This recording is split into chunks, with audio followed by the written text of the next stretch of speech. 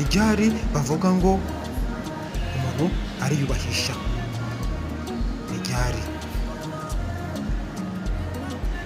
Ni ryari umuntu yiyubahisha koko? Manake soma gake yumve, ushaka guseka cyangwa urire, ariko ntabwo aricyo cyangombwa, nimwisekere.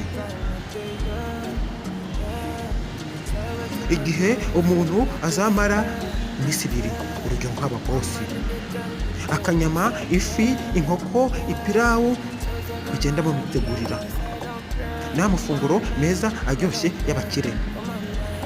Njye soma gake ndi umupampe we, akanyihera nkirira, ndahita nemera ko umuntu yiyubahisha, akamara icyumweru atajya, adafungura, adasura, atanyara.